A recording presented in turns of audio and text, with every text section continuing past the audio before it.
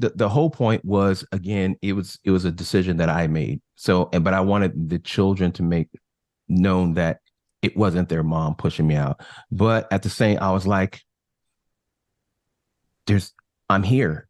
I'm still paying bill. I'm still paying the bills. I'm still being a provider and this, that, and the other. But relationally, it's like, what's the point?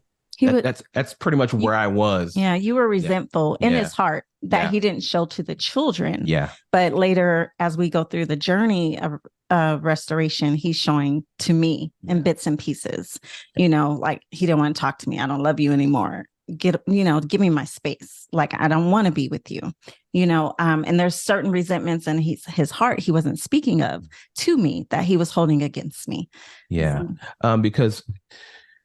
So if I were to kind of recap and kind of go into some things, also due to the simple fact that we had a few, disagreements, again, going back to, we would talk about things, nothing would change or change overnight. And then all of a sudden it just revert. It's like nothing was ever consistent.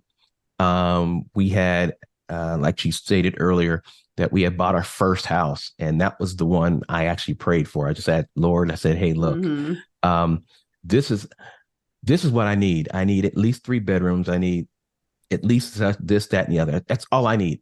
And if you decide to go above and beyond that, so be it. And he did. He went above and beyond that, got more than what we asked for.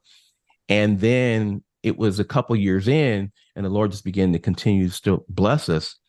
And then it was like, I don't like, she never said, I want a bigger home. She didn't say, this is too small. But what she did was she would constantly say, I don't like the kitchen, and I don't like this, and I don't like that. And if I had to redo it again, I would relay this out and make it bigger. And I was like, so now the house is not big enough anymore. You're feeling like I didn't provide. So needless to say, we got a bigger house and still kept our small one. So I was like, okay, now we got the big house. And then, now we need, I wish I had, and then I wish I had, and I was like, okay, so we do these extra little things for that house, and I wish, and I was like, and in my mind, I'm thinking, even though I'm not saying it, is enough ever enough? I'm like, so then now you have the downturn of 2007, the housing crash between 7 and 9. And to make a long story short, we lost both of them.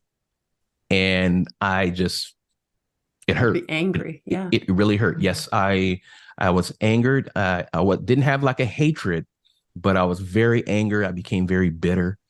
And even though I didn't speak about it a whole lot, it affected me a lot in my actions and the way I handled some different things, and even in our relationship.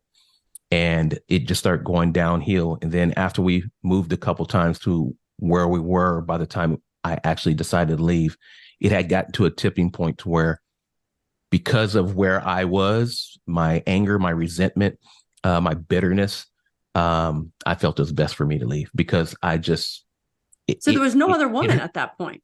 No. So it hurt. It hurt just even though I know she loved me. He was tired because I had tapped out, even though she was getting better at some things. But what I didn't know, when I left, the Lord was dealing with her, saying, I'm going to change you too. But I didn't realize that, because my walls were up. I didn't want to hear it. And she had a conversation with me, but why are you leaving?